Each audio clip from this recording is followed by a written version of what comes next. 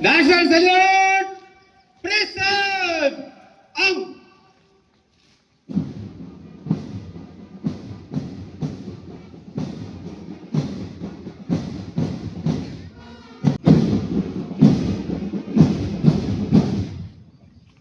बहादुर शाह सबर, नैना साहिब, मौलवी अब्दुल्ला कदम सिंह।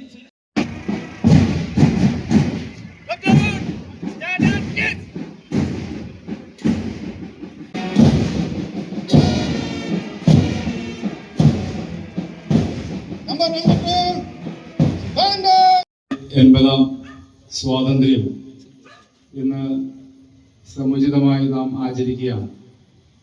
തീർച്ചയായിട്ടും ഈ ഒരു സന്ദർഭം നമ്മുടെയൊക്കെ മനസ്സുകളിൽ കടന്നു വരുന്നത് നമ്മുടെ രാജ്യത്ത് നമ്മൾ ഇന്ന് അനുഭവിക്കുന്ന ഈ സ്വാതന്ത്ര്യവും ജനാധിപത്യവും ഒക്കെ നേടിത്തരുവാൻ ജീവത്യാഗം ചെയ്ത ആയിരക്കണക്കിന് സാധാരണ മനുഷ്യരെയാണ്. അതിന് നേതൃത്വം കൊടുത്ത നമ്മുടെ സ്വാതന്ത്ര്യ സമര സേനാനികളെയാണ്. മഹാത്മജി മുതൽ നമ്മുടെ നാടിനു വേണ്ടി സ്വയം ജീവിതം സമർപ്പിച്ച അത്തരത്തിലുള്ള ആ ത്യാഗപൂർണമായ കാലഘട്ടത്തെയും വ്യക്തികളെയും ഒക്കെ സ്മരിക്കുവാൻ ഈ അവസരം നമ്മുടെ മുന്നിലേക്ക് കടന്നു വരികയാണ്. അവർ നേടി നൽകിയ രാജ്യത്തിൻ്റെ സ്വാതന്ത്ര്യത്തെ നമുക്ക് ചേർത്ത് നിർത്തുവാൻ കഴിയണം. നമ്മുടെ ജനാധിപത്യത്തിൻ്റെ ഏറ്റവും വലിയ ശ്രേഷ്ഠതയാണ് നമ്മൾ അനുഭവിക്കുന്നത്. നമ്മൾ ശ്രദ്ധിച്ചു കഴിഞ്ഞാൽ ഒരു കാര്യം വ്യക്തമാണ്.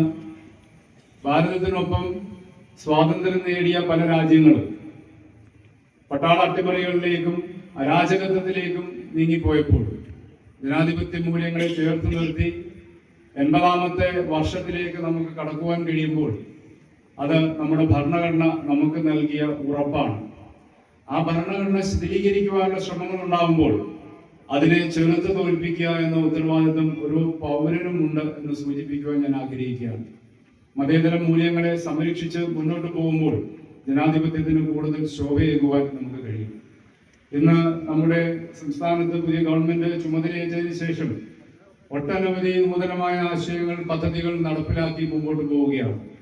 ഒരു പുതിയുഗ പിറവി നമ്മുടെ സംസ്ഥാനത്ത് ലക്ഷ്യമാക്കിക്കൊണ്ട് വിവിധ പ്രവർത്തനങ്ങളെയാണ് ഇന്ന് ഗവൺമെന്റ് ഏകോപിപ്പിക്കുന്നത്. അനവധി പദ്ധതികൾ, ഇന്ദിരാ ഗ്യാരണ്ടിയിൽ ഞങ്ങൾ മുന്നോട്ട് വെച്ച അനവധി പദ്ധതികൾ ഒന്നൊന്നായി നടപ്പിലാക്കി വരികയാണ്. പ്രിയദർശിനി സൗജന്യ യാത്ര പോലെയുള്ള ഫ്ലാഗ്ഷിപ്പ് പദ്ധതികൾ, സാമൂഹിക ഉത്തരവാദിത്തത്തെ ചേർത്ത് നിർത്തുന്ന വയോജന വകുപ്പ്.